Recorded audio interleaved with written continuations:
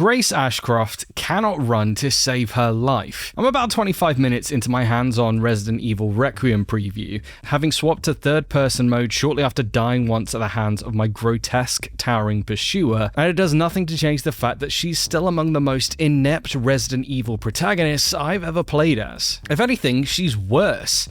Instead of swiftly rounding the corner to break line of sight like Leon, Claire, Jill, or Chris might have done in a similar situation, Grace slips on a pool of blood and face plants dramatically. She takes her sweet time getting up to her feet, and no sooner have I walked 3 paces to hide behind a bookcase, she's blubbering and sobbing in a way most unbefitting my attempts at stealth. I want to reach through the screen and shake her, tell her to pull herself together. But I'm not playing as the stars-studded heroes of old. I'm a scared young woman who has 0 combat experience, let alone a trusty Matilda handgun strapped to her upper thigh. Resident Evil Requiem left me wailing for my life in an abandoned hospital, and not even third-person mode could make me feel like an action hero.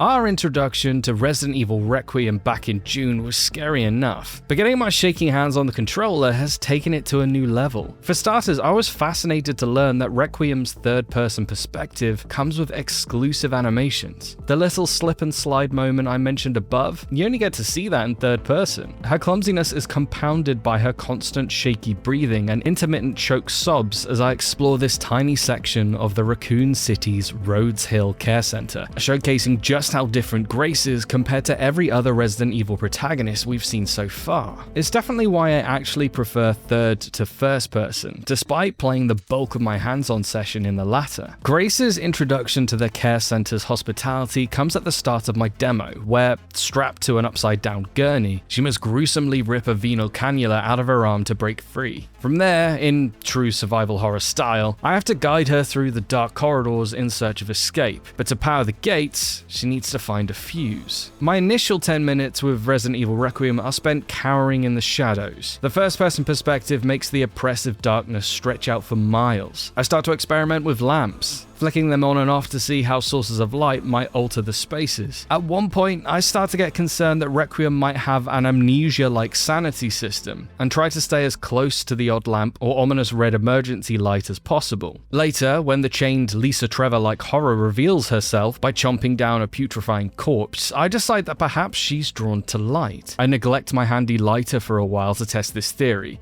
skulking around in the darkness until a hard-coded incident foils my plan. A glass bottle falls off a wheelie trolley with an almighty shatter as I attempt to move it toward a shelving unit, a vain attempt to reach an out-of-reach toolbox. Immediately, the chained monster is drawn to my location. She moves slowly, so I'm able to flee to the nearby room I started in. I cower behind a pillar, awaiting the inevitable as she shambles after me, and watch with dawning realization as the creature screams as soon as her skin touches the fluorescent lights. She crawls through a gaping hole in the ceiling to escape it, and I curse myself for being so wrong about the role of light in this game.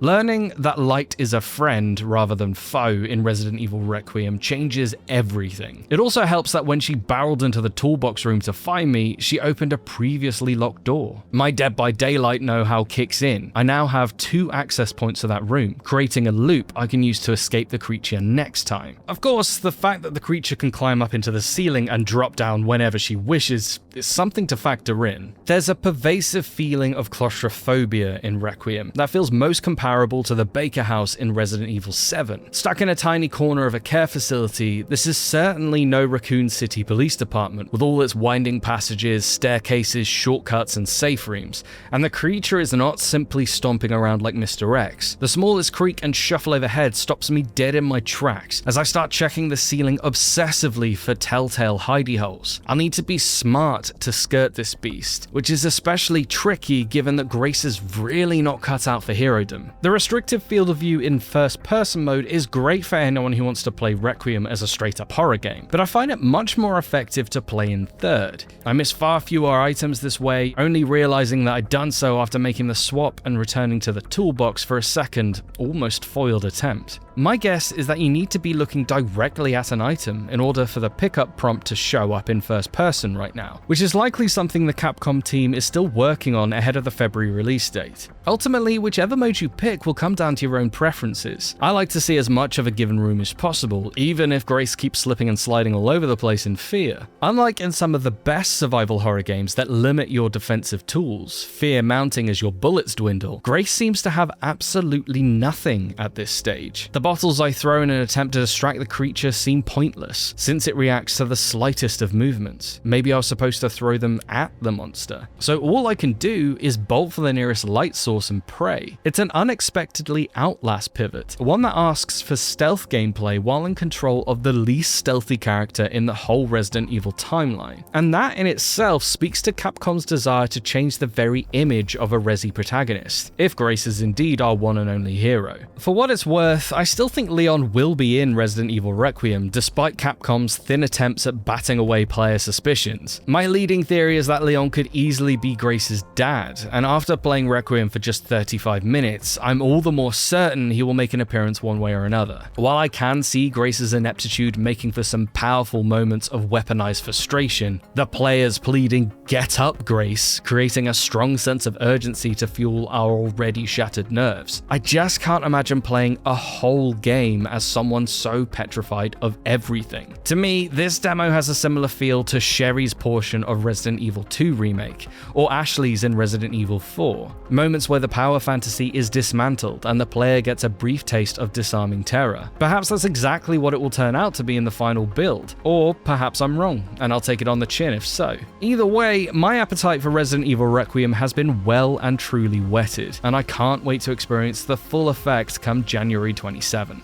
So, will you be picking up this long-awaited Spookfest sequel? And what are your thoughts on the new protagonist? Let us know in the comments, and be sure to stick with GamesRadar for the latest news, previews, and more.